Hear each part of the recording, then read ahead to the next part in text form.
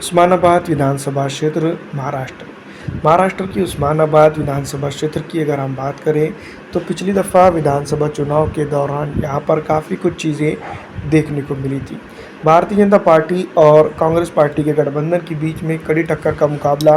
तो ज़रूर था, लेकिन दोस्तों मैं आपको बता दूं कि विपक्ष का रोल और सत्ता पक्ष का रोल दोनों ही पार्टियों ने यहाँ पर सही तरह से प्ले नहीं किया है।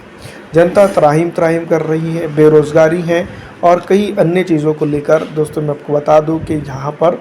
जो है तो माहौल गरमाया हुआ है। मौजूदा गवर्नमेंट की अगर हम बात करें तो उस्मानाबाद का नाम बदल कर जो है तो कई नामों से इसको पुकारा जा रहा है। मैं आपको बता दूं कि जिस तरह से एक तरह से अगर देखा जाए तो मैं आपको ये बात ज़रूर कह सकते हैं कि नाम बदलने से डेवलपमेंट नहीं होता है और ना ही दोस्तों यहाँ की जनता को सुकून मिलेगा, क्योंकि नाम बदलने से कई चीज़ें जो है तो यहाँ पर बदल जाएंगी, जिसको लेकर हम करोड़ों रुपए का नुकसान इस विधानसभा क्षेत्र के अंदर होता हुआ देख रहे हैं। लेकिन यहाँ की मौजूदा गवर्नमेंट की अगर हम बात करें, जिस तरह से जो है तो मैं आपको बता दूँ कि वो अपने तर्ज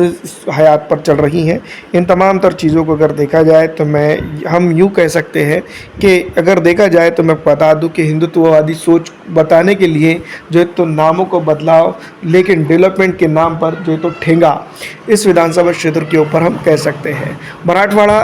के अंदर जिस तरह से मराठा आरक्षण का मुद्दा जालना से उठा, वो पूरे महाराष्ट्र के अंदर धू धू करके आगे बढ़ता चला गया। मराठवाड़ा के अंदर उस्मानाबाद आता है और उस्मानाबाद के अंदर भी दोस्तों मैं आपको बता दूं कि मराठा आरक्षण का मुद्दा तेज़ तरार तरीके से आगे बढ़ता हुआ नजर आ रहा है। इस बार विधानसभा चुनाव की अगर हम बात करें तो मैं आपको बता दूं कि कई एक अटकलें लगाई जा रही हैं। इम्तियाज़ जलील का जो है तो मनोज जोरंगी पाटिल के साथ मुलाकात करना और कई एक चीज़ों को लेकर जो है तो उसके ऊपर चर्चा करना, उसका एक अहम विषय समझा जा सकता है। इस बार विधानसभा चुनाव की अगर हम बात करें तो भारतीय जनता पार्टी बैकफुट पर नज़र आ रही है। वहीं एकनाथ शिंदे की बात करें तो मैं आपको बता दूँ कि एकनाथ शिंदे के जिस तरह के वक्तव्य रहे हैं और जिस तरह के मैं आपको बता दूँ कि पिछले दिनों के चर्चा रही हैं, उन तमाम तर चीज़ों को अगर देखा जाए तो भारतीय जनता पार्टी के लिए ये सिरदर्द बना हुआ है। दूसरी तरफ अगर हम बात करेंगे पिछड़ा, दलित, आरक्षित और मुस्लिम समाज की, तो डेवलपमेंट की राह चाहता है। मराठा आरक्षण की बात करें तो मराठा आरक्षण का मुद्दा इस बार विधानसभा चुनाव के अंदर भी हावी रह सकता है।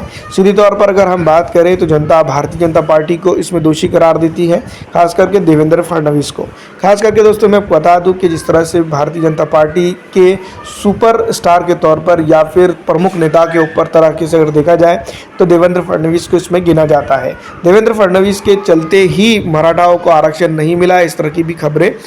चल रही है। दोस्तों मैं बता दूं अगर ये तमाम तर चीज़ें लागू हो जाती है या इसके ऊपर सोच विचार जनता करना शुरू कर देती है तो मराठा आरक्षण के मुद्दा काफ़ी हवा लेकर जो है तो यहाँ पर की विधानसभा के अंदर असरअंदाज हो सकता है। डेवलपमेंट के मामले पर अगर वोटिंग हो जाती है तो कांग्रेस जीतती है और मराठा आरक्षण के मामले के ऊपर होती है तो भी कांग्रेस की जीत यकीनी मानी जा रही है। यहाँ अगर हम बात करें इम्तियाज़ जलील और मनोज जोरंगी पाटिल की तो